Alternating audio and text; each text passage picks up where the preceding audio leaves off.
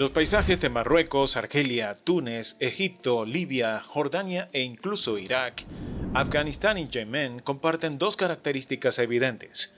Son naciones con bajos niveles de desarrollo económico y tienen una fuerte influencia islámica. Excluyendo a las monarquías árabes del Golfo Pérsico, que se benefician de sus recursos petroleros y algunos casos excepcionales como Singapur, los países mayoritariamente musulmanes tienden a ser económicamente desfavorecidos. Por ejemplo, el Producto Interno Bruto per cápita medio de estos países es $5.000 más bajo que el promedio mundial. Además de las explicaciones convencionales, se han propuesto diversas teorías para intentar entender este fenómeno multifacético. Algunos sostienen que la cultura y la religión islámica en sí mismas actúan como obstáculos para el progreso económico al rechazar principios fundamentales como el comercio y la democracia.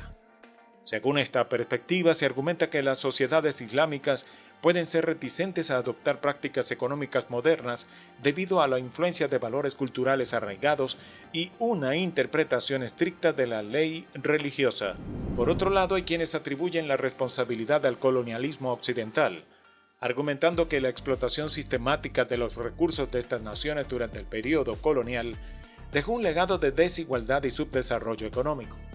Según esta línea de pensamiento, el dominio extranjero y la extracción de recursos debilitaron la capacidad de desarrollo autónomo de estas naciones, perpetuando así su dependencia económica. ¿Quieres seguir aprendiendo sobre el desarrollo económico en el mundo islámico? Suscríbete para más contenido de estos temas. Continuemos. Es importante considerar el pasado histórico del mundo musulmán, que una vez fue una potencia económica destacada. Durante la Edad Media, el mundo islámico representaba aproximadamente el 10% del Producto Interno Bruto global y se destacaba por su liderazgo en innovación y conocimiento. Ciudades como Bagdad y Córdoba eran centros de comercio, aprendizaje y desarrollo intelectual, lo que refleja una época en la que las sociedades musulmanas prosperaban económicamente y contribuían significativamente al progreso global. Entonces, ¿qué cambió? ¿Por qué el mundo islámico comenzó a rezagarse económicamente? Una razón clave fue la falta de desarrollo empresarial. En comparación con Europa, las empresas musulmanes eran pequeñas y carecían de inversión. Esto se debió en parte a las restricciones en las herencias, que dificultaban la acumulación de capital para expandir los negocios. Además, la prohibición islámica del interés complicaba el acceso al crédito y la expansión bancaria, lo que limitaba el crecimiento económico. Aunque existían formas similares a las letras de cambio en el mundo musulmán, mucho más antiguas que las europeas, eran menos comunes y menos flexibles. Esto complicaba aún más el establecimiento de empresas, especialmente con los altos tipos de interés. Sin embargo, otro motivo fundamental para entender por qué las empresas musulmanas apenas prosperaron radica en las restricciones legales islámicas. En el mundo musulmán, ningún musulmán podía formar empresas sin cumplir con las leyes islámicas. Por ejemplo, si un comerciante europeo quería asociarse con un otomano, tenía que aceptar las reglas del Corán. Esto incluía disposiciones como la disolución automática de la empresa si uno de los socios fallecía. En este sentido, las minorías religiosas que no estaban sujetas a estas restricciones prosperaban más en el ámbito empresarial. Además de las complejidades socioeconómicas y políticas, la falta de confianza en el sistema judicial también desalentaba a los inversionistas occidentales de involucrarse en empresas musulmanas. En el contexto del Imperio Otomano, los jueces, en su mayoría autoridades religiosas, ejercían una influencia significativa en el sistema judicial. Sin embargo, su enfoque hacia la validez de los documentos escritos, como los contratos comerciales, difería notablemente del sistema judicial occidental.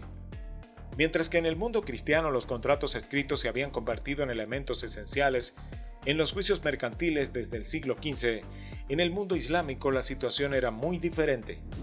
Los jueces otomanos tendían a desestimar la importancia de los documentos escritos y, en su lugar, daban más peso a los testimonios orales. Esta disparidad en la aceptación de pruebas legales generaba incertidumbre y desconfianza entre los inversionistas occidentales, quienes valoraban la claridad y la seguridad jurídica en sus transacciones comerciales. La discrepancia en la importancia otorgada a los contratos escritos también reflejaba diferencias más profundas en las prácticas comerciales y legales entre las dos culturas, mientras que en Occidente la escritura y la formalidad contractual eran fundamentales para establecer acuerdos comerciales sólidos y vinculantes. En el mundo islámico, la tradición oral y la interpretación flexible de las leyes religiosas predominaban en muchos aspectos de la vida comercial. No te pierdas nuestros próximos videos. Presenta tu suscripción al canal para recibir notificaciones y estar al tanto de todo nuestro contenido sobre economía e historia. Esta falta de congruencia en los sistemas legales contribuyó a la percepción de riesgo y la aversión al riesgo entre los inversores occidentales, quienes preferían evitar el potencial de disputas legales complicadas y la incertidumbre en la ejecución de contratos en el mundo islámico.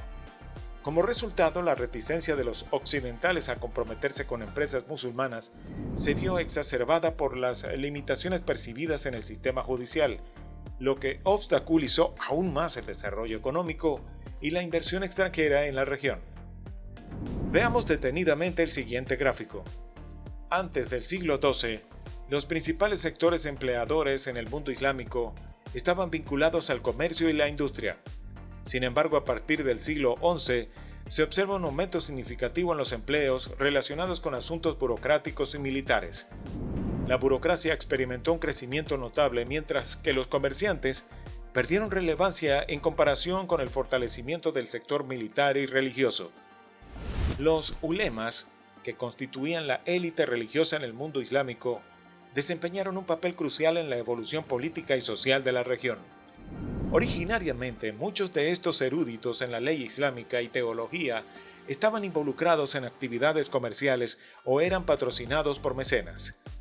Sin embargo, con el tiempo, optaron por distanciarse de estas labores económicas para entablar estrechas relaciones con los líderes políticos, como sultanes, visires o califas. Esta transición hacia una alianza entre las autoridades religiosas y políticas fue fundamental para legitimar el poder en la región, donde la religión se convirtió en el principal legitimador de las estructuras de gobierno. Esta alianza entre líderes políticos y autoridades religiosas no fue simplemente un producto del azar, sino más bien una respuesta estratégica a las condiciones socioeconómicas y políticas de la época. Las malas cosechas, epidemias recurrentes y conflictos bélicos continuos ejercieron una presión considerable sobre las comunidades, desencadenando movimientos migratorios masivos hacia áreas rurales en busca de alimentos y refugio. Este éxodo rural no solo alteró drásticamente la distribución demográfica, sino que también generó una serie de desafíos para las estructuras de poder establecidas.